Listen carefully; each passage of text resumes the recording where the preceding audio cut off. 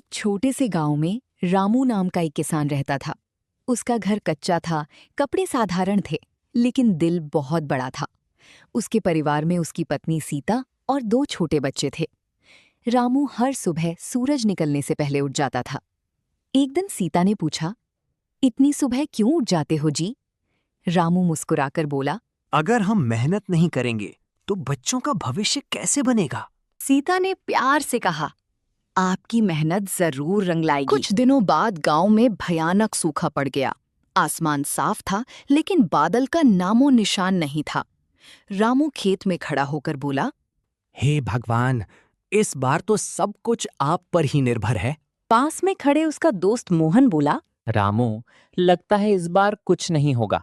मैं तो शहर जाने की सोच रहा हूँ। रामू ने धीरे से कहा। मैं अपनी जमीन नहीं छोड़ सकता, यही मेरी पहचान है। शाम को रामू घर लौटा तो बच्चे बोले, पिताजी, हमें भूख लगी है। सीता ने धीरे से कहा, घर में बस थोड़ा सा आटा बचा है। रामू की आंखें भर आईं। मैं कल कुछ ना कुछ जरूर लेकर आऊंगा। सीता ने उसका हाथ पकड़कर कहा, आप चिंता मत करो, हम सब साथ हैं। अगले दिन रामू फिर खेत पर गया। जमीन सूखी थी, लेकिन उसने हल उठाया। उसी समय गांव के लोग हंसने लगे। अरे रामू, जब बारिश ही नहीं हो रही तो खेत क्यों जोत रहा है? दूसरा आदमी बोला। तू पागल हो गया है क्या? रामू ने शांत होकर जवाब दिया, मैं पागल नहीं हूँ, मैं मेहनती हूँ।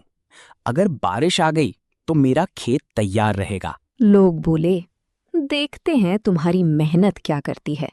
रामू रोज खेत जाता, मिट्टी पलटता, बीज तैयार करता। कभी-कभी वो खुद से बात करता। रामू, थकना मत, एक दिन सब ठीक होगा। एक दिन मोहन फिर आया। रामू, चल शहर चलते हैं, यहाँ कुछ नहीं रखा। रामू ने दृढ़ आवाज में कहा। मैं भागने वालों में से नहीं हूँ, मैं लड़ने वालों में से हूँ। एक दिन अचानक तेज हवा चलने लगी। आसमान में काले बादल छा गए। रामू ने आसमान की ओर देखकर कहा, क्या सच में बारिश आने वाली है? और फिर तेज बारिश शुरू हो गई। रामू खुशी से चिल्लाया,